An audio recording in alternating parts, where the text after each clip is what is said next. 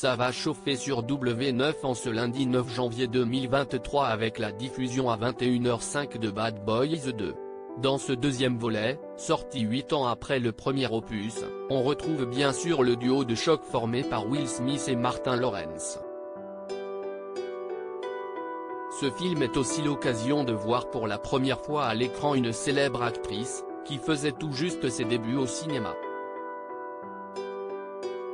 Amateurs de films d'action, branchez-vous sur W9 ce lundi 9 janvier 2023 à 21h05 car la chaîne diffuse Bad Boys 2.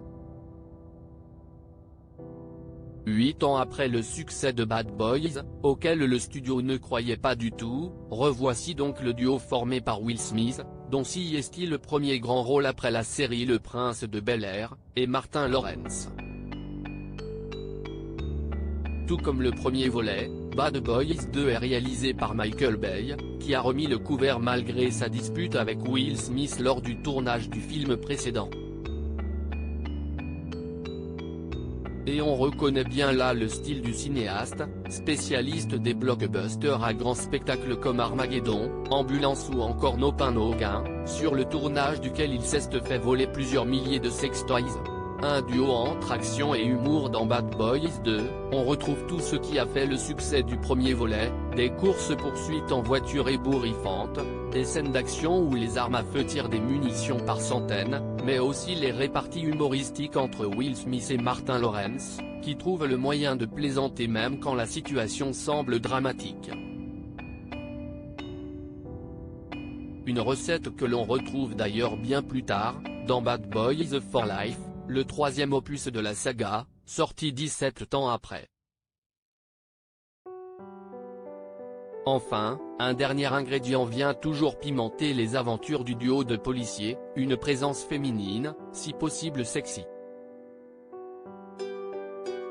Les premiers pas d'une jeune actrice très sexy alors que le premier Bad Boys révélait la jolie Léonie au grand public, avant qu'elle n'apparaisse dans d'autres films d'action hollywoodiens tels que Deep Impact et Jurassic Park 3, est la belle Gabrielle Union qui est à l'affiche de Bad Boys 2.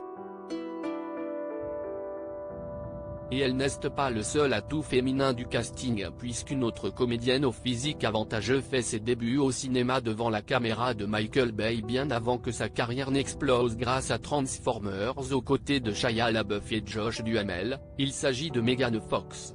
Mais il faut être extrêmement attentif pour l'apercevoir car elle n'apparaît que quelques secondes à l'écran, vêtue d'un bikini aux couleurs du drapeau américain, coiffée d'un chapeau de cow-boy rouge et chaussée de talons de 15 cm de haut.